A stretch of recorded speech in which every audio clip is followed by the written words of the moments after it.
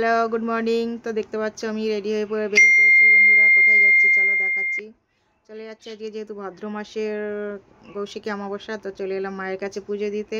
তো দেখতেই পাচ্ছি, দেখো মাকে দর্শন করো, কত অপরূপ দৃশ্য, আমার মায়ের অপরূপ রূপ কি বলবো। আর আমার হাতে আছে দেখতে পাচ্ছ জবা ফুলের মালা, আমি মাকে পরাবো বলে নিয়ে এসেছি। তো আমার আগে দুই একজন ছিল, তাদের মালাটা হয়ে গেছে পরানো, এরপরে আমার মালাটা পরাচ্ছে ঠাকুরমশাই।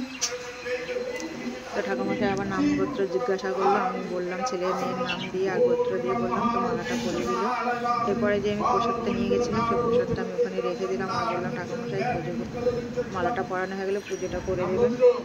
তো মালাটা গোত্র নাম সব উনি খুব সুন্দর করে মালাটা পরিয়েছে এবং পুজোটা খুব, যেহেতু ভিড়টাও কম ছিল, আমরা অল্প 4-5 জনের মতন ছিলাম, খুব সুন্দর করে পুজোটা করেছে।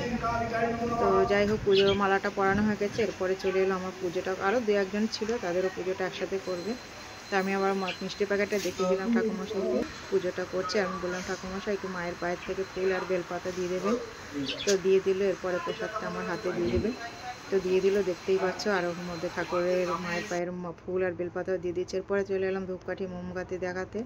ভেতরে যেহেতু রাখার জায়গা নেই, ওটা একটু বাইরেই রাখতে হয়, তো মাকে দেখিয়ে ধূপকাঠি মোমবাতিটা বাইরে রেখে দিলাম। এরপরে চলে যাব বাবার কাছে, আর বাবার মন্দিরে তালা দেওয়া কোনো রকম দর্শন করেই চলে এলাম। এরপরে চলে এলাম এখানে, দেখো এখানে যেখানে বলি হয় ওখানে একটু ধূপকাঠি মোমবাতি দেখিয়ে দিলাম।